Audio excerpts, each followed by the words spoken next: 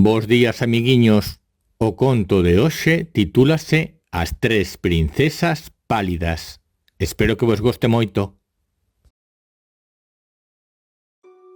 Había unha vez, hai moito tempo, un rei que tiña tres fillas de rostro tan claro e transparente como a auga ou o cristal.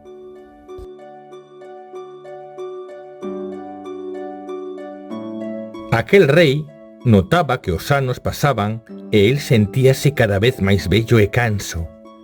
Como era viúvo, temía que o trono quedase baleiro á súa morte, mais non era quen de elexir como sucesora ningunha das princesas, pois as tres quería por igual.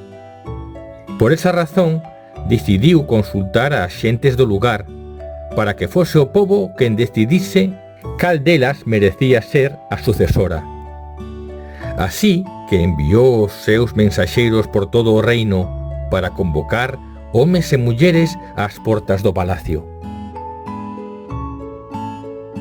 Unha vez reunidos todos, o rei saíu ao balcón e mostrando as súas herdeiras preguntou: «Xentes do pobo, cal das miñas tres fillas queredes que sexa a vosa próxima raíña?»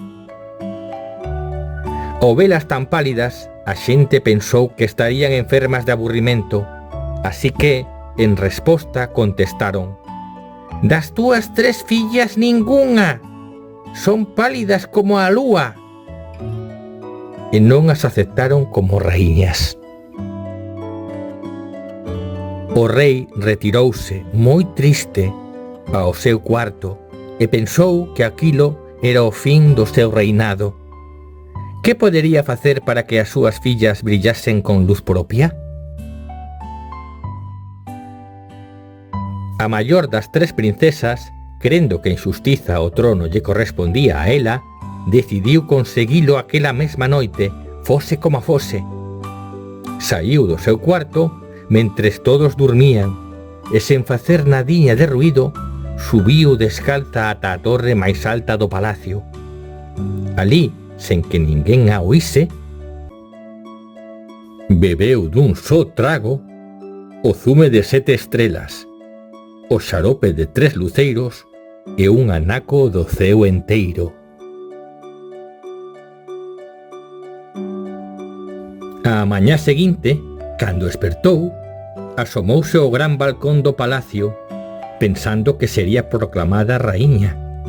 Pero, de tanta estrela que tomou e de tanto luceiro que tragou, a súa cara quedara azul como o mesmo ceo. E cando o seu pai, o rei, preguntou: «Xentes do pobo, queredes que esta sexa a vosa próxima raíña?» O xentío berrou: «Esta, nin raíña nin nada, ten a cara azulada». E non foi elixida. A princesa, furiosa, saíu do balcón e comprobou no espello que, en efecto, a súa cara era tan azul como a noite estrelada. A mediana das tres princesas quixo entón probar sorte. Pensaba que a súa irmá máis bella fixera unha parvada ao pasar sen dormir toda a noite, e por iso non só non estaba brillante, senón que se lle veía realmente horrorosa. Decidiu buscar a solución lonxe dali, e, pensando que a fermosura da paisaxe do seu país a axudaría, dispúxose a emprender a viaxe. Baixou as cortes do palacio en segredo e erixiu o cabalo máis veloz de todos os que tiña o seu pai. Atravesou montañas a galope, percorreu vales, envolcouse nos prados e deixouse abrazar por todas as enredadeiras e edras que atopou no camiño. De regreso, imaginaba xa a impresión que causaría en todos a luminosidade da súa cara, pero, de tanto prado no que se deitou e de tanta edra que abrazou, a súa cara quedara verde como a erva fresca.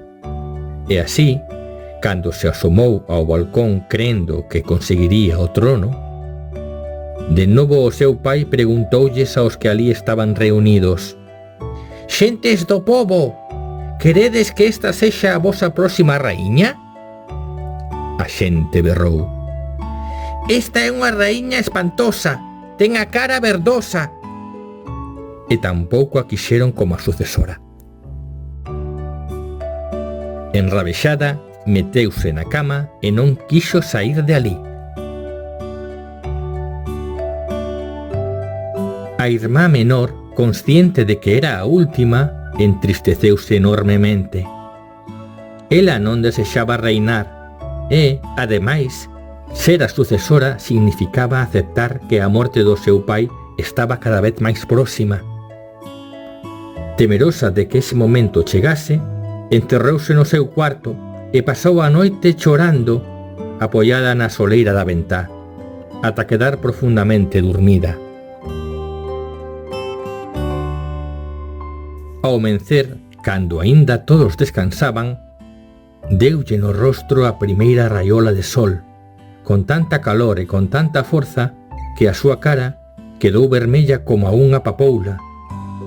Esa mesma mañá, antes de que o rei puidese intervir, a xente que se foi reunindo na praza quedou admirada de ver a pequena princesa dormida na ventá.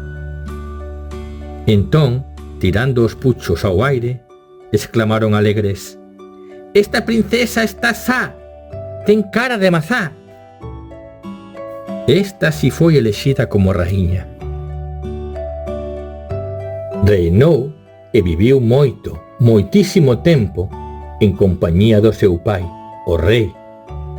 Porque, non sei se o sabedes, pero os reis dos contos viven eternamente. E colorín colorado, este conto está contado. Espero que vos gostase moito, chicos. Ata a próxima.